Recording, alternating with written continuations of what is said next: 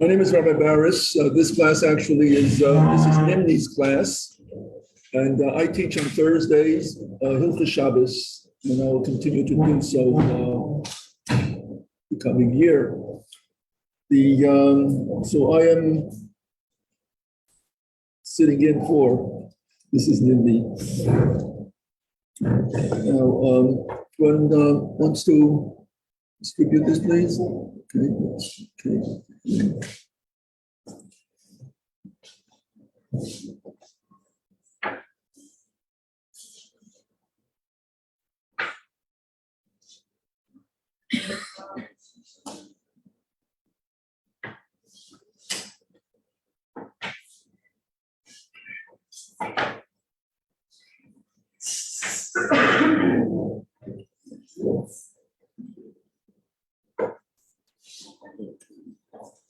Okay, page 19.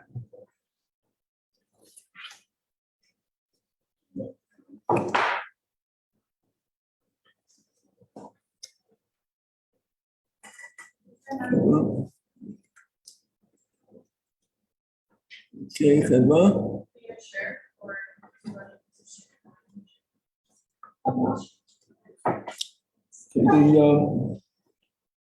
Our result tells us that when we celebrate an event, it is not something that we are commemorating something that happened in the past. We're just making that connection. Rather, whatever happened then is also happening now. Not only that, but on a greater measure. As the Alter Rebbe explains in Tanya, that when it comes to Rosh Hashanah, we get a new light, but it's not the same light as was in the creation of the world, but each year there's a higher light because the world has already made vessels to receive this higher light. So from the time of Matan Torah and mitzvahs that we've been doing throughout all the generations until this coming year, how much more is the world ready for this greater light? And therefore, when it comes this Rosh Hashanah, the light that's going to come down, the energy that's going to come down is greater than ever before in the time of creation. The same is also in this month that we are in, this is the month of Elul.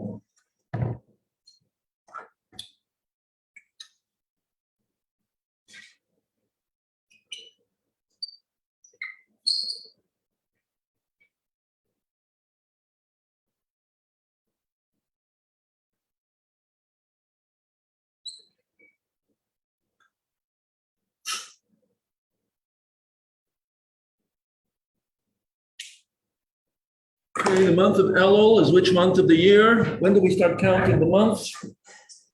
We start counting from Nisan. That's the first month that's coming out of Mitzrayim. The Jewish people became a nation. But so it is the sixth month, and the high holidays are in the seventh month. So this is the sixth month, and it is the month of Elul, and it has a special significance in what we are living through this month. So it is a time of great compassion and acceptance by Hashem. And the first time that we have this event taking place, that it is an auspicious month, is with Moshe Rabbeinu going on Mount Sinai the third time. Now, I see many familiar faces here that are familiar with this information. Am I correct? Okay, and there are those who are, so I'm going to go to the beginning of the class, and those who know it already, it's going to be a review for them, or else it's going to be what I am teaching. So we have the giving of the Torah, that is celebrated on Shavuos. Yes, we have.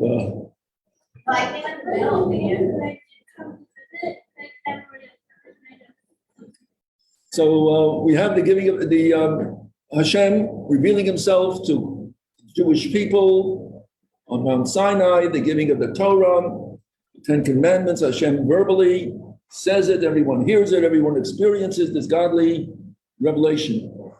Moshe Rabbeinu goes on Mount Sinai to receive the Torah, that which Hashem had said was given then in written form on the tablets, the creation of Hashem. And when it comes down, Jewish people miscalculated when he's going to come down. He's going to come down at the end of 40 days. They miscalculated. They thought that he is no longer coming back to them, and therefore they want something that's going to guide them, something that they want to connect to Hashem, and they have the golden calf. So that was their smartphone. They felt they're going to make the golden calf, they're going to be able to connect themselves to Hashem. They made the smartphone, but it was not with any Wi-Fi or anything else that was connecting them to anything. So they made the smartphone, and it was not connecting them to anything, and it turned into, this is considered idolatry. The only way Hashem communicates with man is the way Hashem says that he makes himself available. And the golden calf was not one of the ways. So as far as they were concerned, they're going to make something that's going to connect them to Hashem, but you can't make your own device if it doesn't have a connection. And it did not have a connection. Moshe Rabbeinu breaks the Luchos. That is the 17th of Tammuz, and he goes on Mount Sinai to daven to Hashem, to pray to Hashem for forgiveness. He's there for 40 days, and then he comes down on the 29th of Menachem Av. And Hashem tells him to go down. He is forgiving the Jewish people, not with a whole heart, but Moshe Rabbeinu davened for it. Hashem accepts it. He tells him to go down and to form 2 tablets, where Hashem tells him of what material it should be, and then come up the mountain for a 3rd time, and Hashem is going to inscribe the 10 Commandments on the tablets that Moshe Rabbeinu makes. So Moshe Rabbeinu goes back on the 1st of Elul, this month. Moshe Rabbeinu also says he's coming back in 40 days, and he had the shofar being blown as an arousal to the Jewish people, and also in a signaling that he is going up, and that is the time when they should start. That is the day that he's going up. So the blowing of the shofar was an awakening, a connection to Hashem. Moshe Rabbeinu is on mountain for 40 days, and these 40 days are days of grace.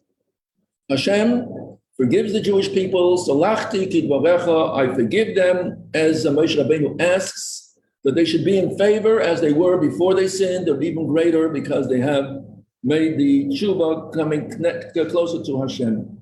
So the idea of tshuva is that a person has to have a greater energy, a greater drive than he had he had not sinned. In fact, that person did disconnect himself from Hashem.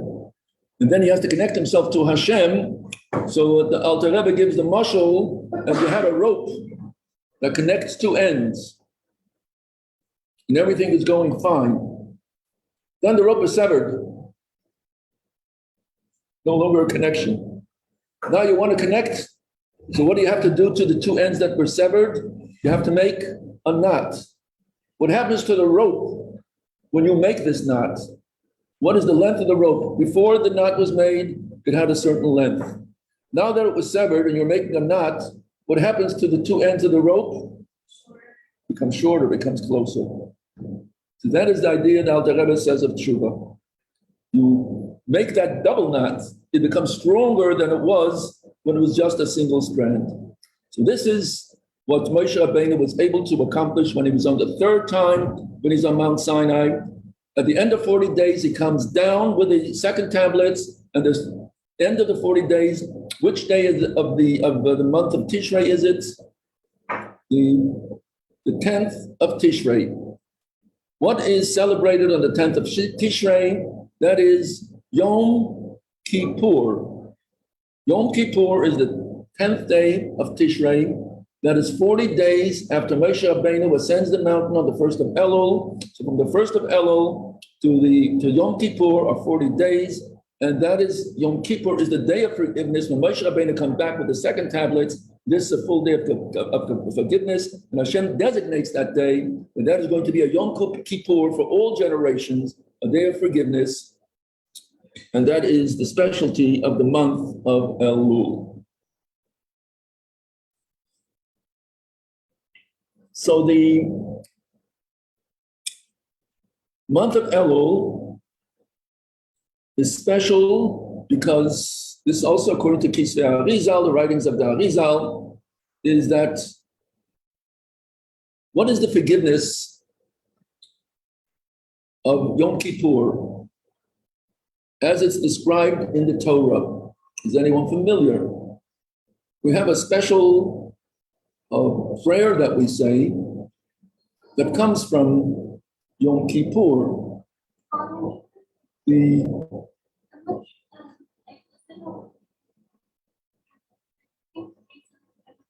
The 13 attributes of mercy. Yud-Gimel Midos Harachamim.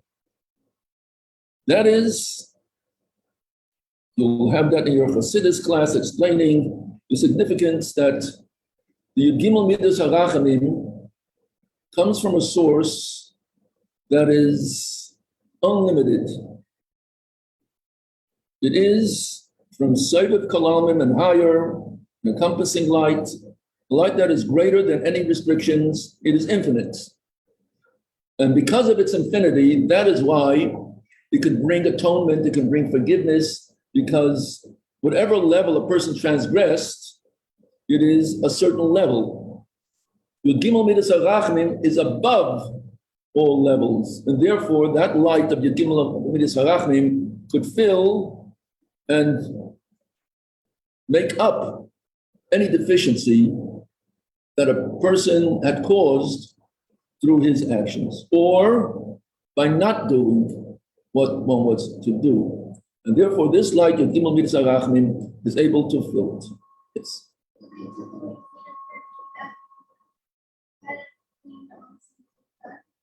Yes, but it is when Hashem reveals his mercy, that is the result. So Hashem reveals his mercy, and we have a measure of that throughout the month of Elul. And we have a measure of that in the 10 days of Tshuva, starting from Rosh Hashanah through Yom Kippur. We have Yud Gimel Midas HaRachamim, 13 attributes of mercy. So what is the difference between the attributes of mercy during Elul and the attributes of mercy during Tishrei, culminating with Yom Kippur? Anyone, is this feeling of Elul the same as we feel on Yom Kippur? So where is the difference? And revelation. Okay, so now we have those who were here last year or heard in other times. There is the famous parable of the Alter Rebbe, founder of Chabad, where we have the difference between the 10 days of Tshuva and the month of Elul. Is anyone familiar with that parable? Okay, because usually when they say it, they say, oh, this is something that we have learned so many times. Okay, so the analogy is of a king. King in the palace, king in the palace, you have to be worthy of entering the palace. That's correct. Okay, everyone does know that. Okay. The king is in the palace. In order to enter the palace, you have to be worthy of getting an audience with the king. And therefore, when it comes to Rosh Hashanah, Seres Yemei Tshuva, Yom Kippur, we have fortified ourselves. We have davened, we've asked for forgiveness, we've gone through the hearing of the shofar, we've gone to Tashlich, we've eaten the apple dipped in honey, we had the challah and honey. All of this lifts us up to a certain level. It's not just customs, but every action that we do opens up a channel of godliness. There's the apple where they have the holy apple orchard, and you have the honey coming from the 300 and the 600, the 306 lights coming down with the combination of the two and the blowing of the shofar. All of this lifts us up. We come into the palace. Hashem accepts us in the palace, but we have to work for it. Then you have where the king makes himself available. So you have every year, Hashem is voted upon if we want him to be our king. We want him to be our ruler. We want to be his subjects. So it's up for vote. It's up for votes. And then when one is going for elections, they do campaigning. They go, the campaign, one goes among the population and sees everybody, makes himself available and smiles to everybody and gives all of his assurances of what he's going to do, and he is elected. So how is that?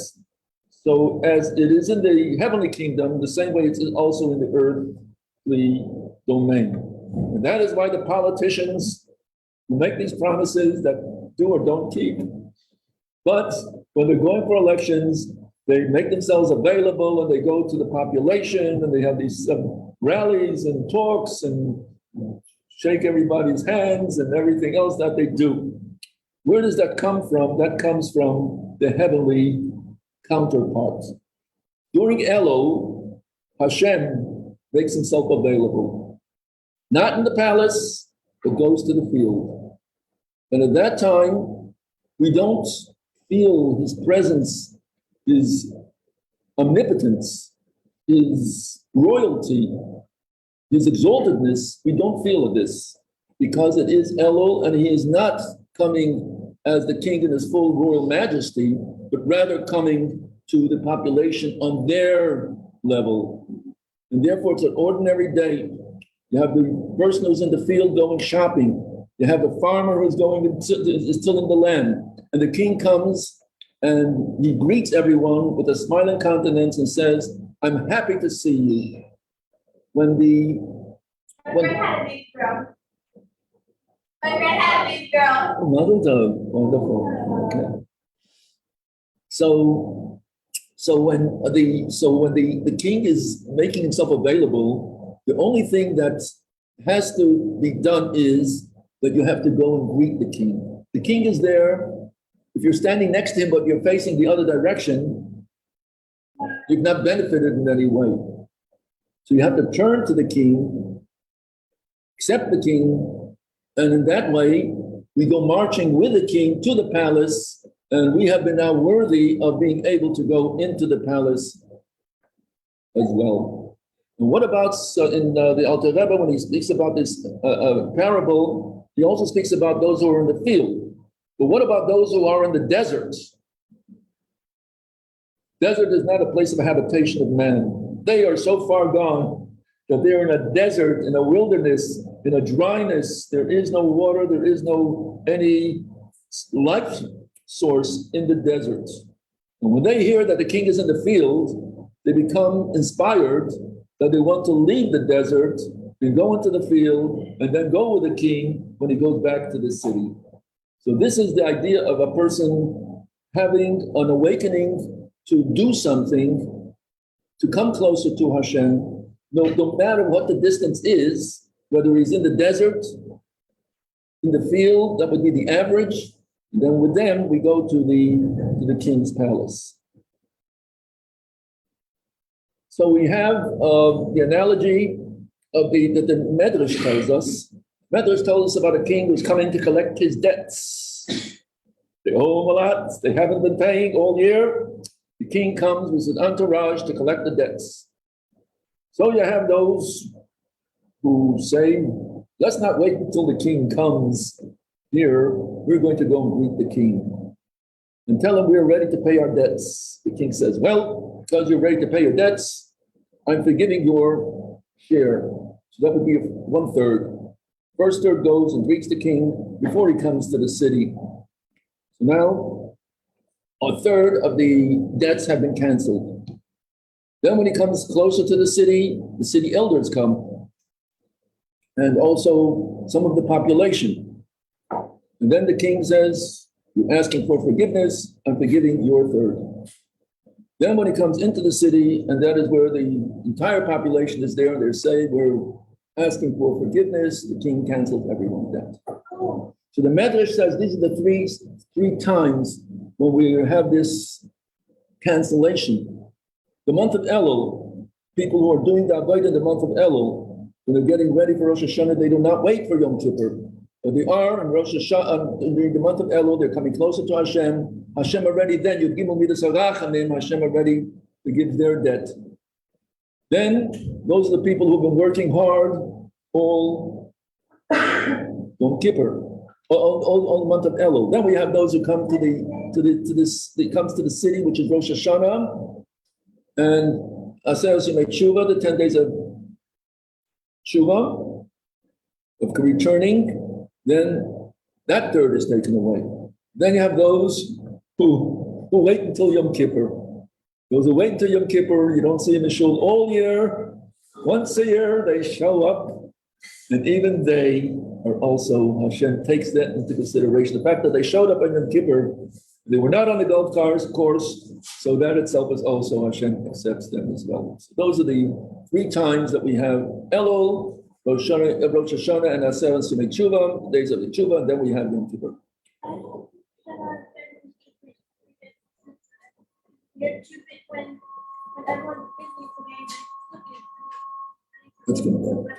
That's when he starts counting from Sukkot's time. The new accounting starts from Sukkot. Until then, it's all like everyone's busy. Okay, now, so what do we do on for Elul? What do we focus on? So on page 20, we have the word Elul itself gives the message of what we should be doing, intensifying, focusing on during this time. So if you look on page 20, so we have Torah, Tefillah, and Tzedakah. The letters of Elul are an acronym for Torah, Tefillah, and Tzedakah. So Elul spells out Aleph, Lamed, Vav, Lamed, and we have words that begin with each letter telling us what is the focus of Elul. So we have Torah. So these acronyms are not directly connected to Elul. It is a message that the Torah tells us, and the fact that it was spelled out with the initials of Elul, that itself has a special connection to. Anything in the Torah is not by chance. You have those who've had lectures on Torah codes. Anyone hear Torah codes, where you have all kind of information just by the different letters, combinations, and how many letters you count from the next letter to another letter, and you get all of these different messages, which are telling us events in the past. So when we have the letters of Inel Yod V'Samtiloch, the fact that it spells out Elul, that itself is also a message.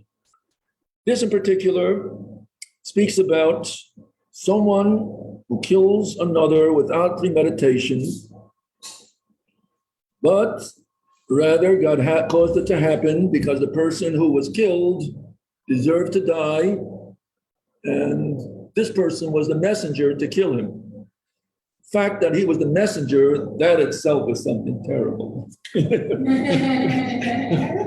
If Hashem is using someone as his messenger to destroy someone's life, even though it was not premeditated, that itself shows a deficiency in that person. That's why Hashem chose him and nothing else. He does not choose a tzaddik to kill someone accidentally. So as the Gemara tells us, the person who died was a murderer. There were no witnesses. He was never taken to court. He was never tried. But he was a person who had committed a crime that the penalty was death. Person who does the killing had at the previous time also killed someone accidentally, but there were no witnesses. And if someone kills someone accidentally, then he has to go to the cities of refuge. In Eretz Yisrael, there were six cities of refuge. The coming of Mashiach, another 3 will be added. And those cities are cities of Leviim, people who are on a higher spiritual level. They dedicate their lives to learning and teaching. That's what the Leviim, that's why they're being sustained by the population, because they themselves are not immersed in work. They are. So you have the cities of Leviim, which were 48 cities of Leviim. But these cities, you have of those cities, 6 of them were designated for cities of refuge, which means someone who killed someone not intentionally, so he had to be in the cities of refuge until anyone? How long did he have to stay there? That's correct. The Kohen Gadol dies, then he goes back to his home. So first of all, why is the Kohen Gadol? Why is he the one who determines this? Because his tefillos, his davening should have been such that should have prevented anyone from killing anyone unintentionally. He should have brought in this kedusha, this holiness, that something accidental will not happen to someone. Sometimes a person goes into the room on Shabbos, forgets that it's Shabbos, and switches on the lights. The time of the Beis Hamikdash, you would then have to travel to Yerushalayim and bring a korban chatas, a sin offering. But the person did it unintentionally. You did not have intention to desecrate the Shabbos. You just did so because you go into the room, you switch the lights on. However, Shabbos should have been so engraved in your mind, even in your sleep, it should have been Shabbos. Even when you're groggy, it still should be Shabbos. If it's not, it means that Shabbos did not permeate you completely, and therefore you have to lift yourself up to a higher level where Shabbos will have more meaning for you. Same thing. So therefore we say that when it's something is done b'shogeg, something is done unwillingly, it shows that the person still has to work on himself to lift himself up to a higher level. The same thing is also a person who kills someone unintentionally. So the Kohen Gadol should have lifted him up. And since he didn't succeed in doing that, there was a deficiency in the Kohen Gadol's tefillos. He has to work harder. And therefore, the mothers of the Kohen Gadol would go to the cities of refuge and make sure that the people who are there, who are killed someone unintentionally, should not pray that the Kohen Gadol should die. Because as soon as he dies, they go back home. So the mothers of the family of the person who receives a refuge try to make sure that the people's needs will be met and they will be comfortable as long as they're, so the Kohen Gadol to continue living and davening for someone harder. There's so much fun intricacies of that. Like If there wasn't the Kayan Gadol in office at the time. So then he stays there all his For life. all eternity. I know, that's so funny.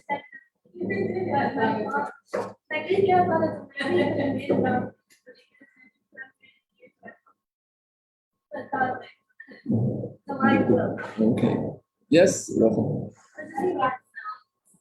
Excuse me? How do you accidentally How do you? accidentally kill someone?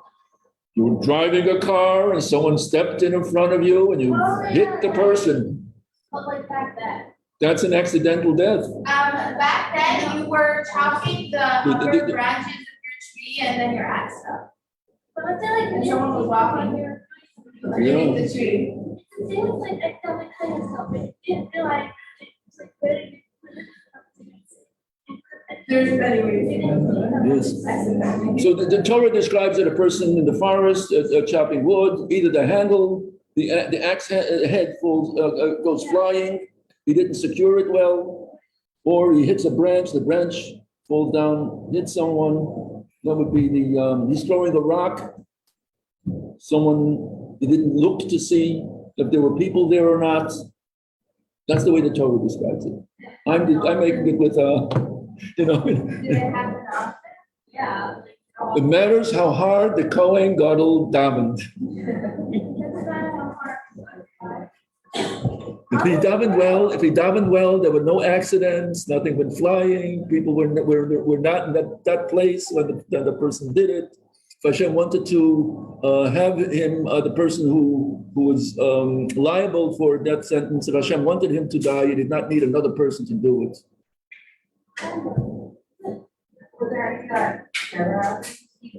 What did happen? There were times, I'm sure there was, yes. I mean, there were Kohen Gedolim who miracles happened on a regular basis when they did their avodah. You had a Kohen Gadol when he would put his hand in to take the lottery, which is going to be the soil, the he-goat for the carbon, the one that's going to go Zazo, that's going to be off the cliff. So it would always be in the right hand. When there are different miracles that happened to a Kohen Gadol. When he prayed for forgiveness on Yom Kippur, there was a red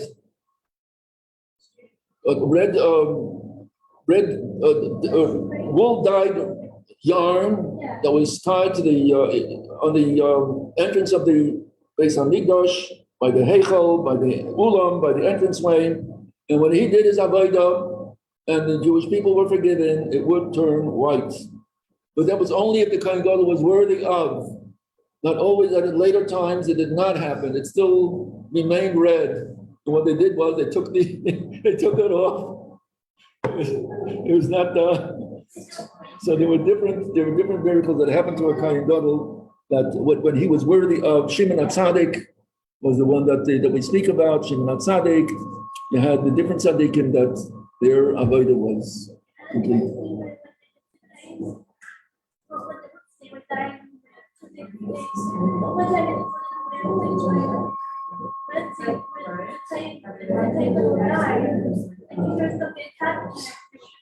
That's correct. Very good. Yes.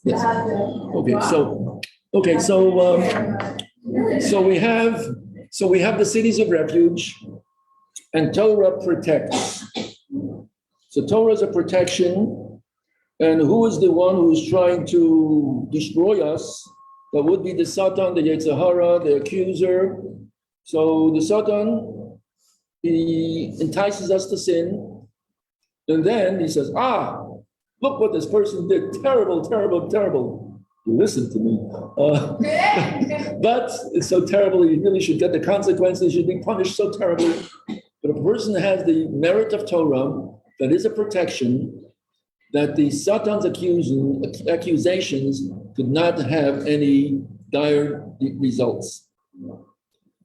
So that is the Torah protects, and therefore during the month of Elul, we try to increase in our Torah learning so we will have a greater protection, a greater connection to Hashem. The words of Torah themselves are God's words, and therefore we are connecting ourselves to Hashem through the words, no matter what we're learning in Torah, whether it's something that is mundane, something that is speaking about Elul, whatever it may be, those are Torah words, and therefore this connects us to Hashem. Because we're connected to Hashem, we have that special armor protection. Then we have number 2, B, is Tefillah, Ani L'Dodi, V'Dodi Li. I am to my beloved, and my beloved is mine. I turn to Hashem. How do I turn to Hashem? How do I connect myself to Hashem? Through our davening. Davening is communication. Therefore, you'll be learning in your other classes the significance of the davening, different parts of the davening, how we are communicating with Hashem. And Hashem is listening to us, to every word that we utter. And therefore, when one is davening, one has to make the recognition that they are communicating with Hashem. We're not just saying words, we are actually communicating. And Hashem is listening to every word that we say. And every word that we say is goes to a special chamber.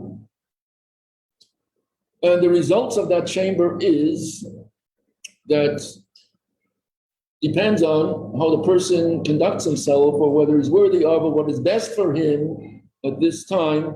That is what is the result of his davening. So sometimes when a person asks for something, it would not be something in his favor, it would be something that would be detrimental. And therefore, in that case, Hashem does not give the person that he's asking for. So if a small child asks for a knife, a 2-year-old is asking for a sharp knife, and the parent says, oh, the child is begging so much, crying so much for this knife. Should the parent give the knife to this child? No. That's it. So the same thing is also with our tefillahs. We ask for certain things. Hashem knows when it's best for the person to receive it.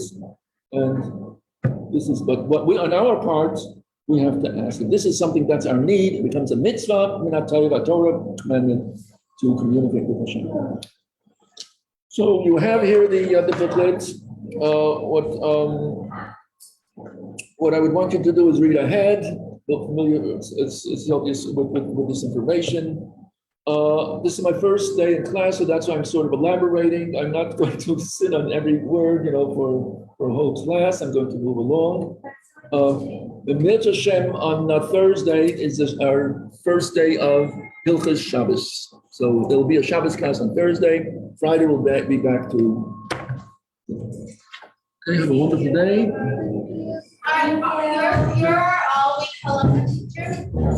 Am I? Are all-week halacha teacher this year? Not this year. Mrs. Nemdi is. How long I will continue with Elul? We're gonna mortgage downstairs in the room, so everyone can come down there. Did everyone hear the shofar already? No. I'm guessing.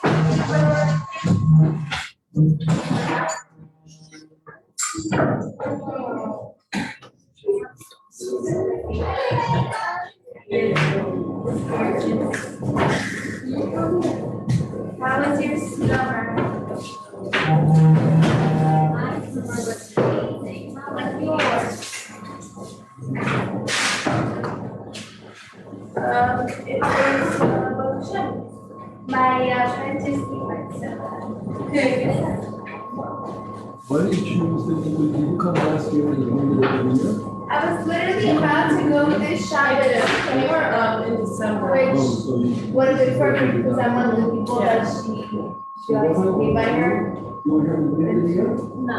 Oh, suppose you came Yeah. Wait, where did these come from? Over here?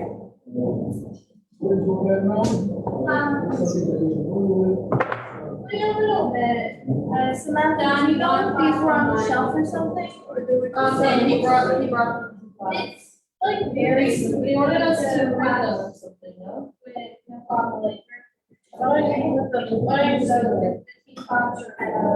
All right, orientation. Is that what you're here for? Yes. And friends. I like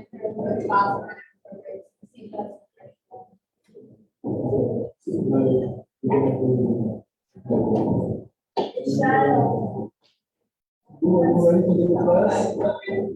Sorry? No.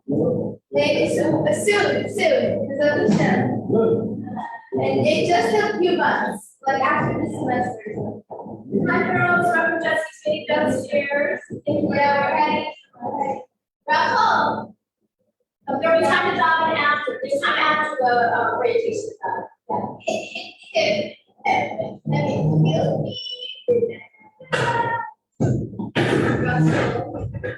Like I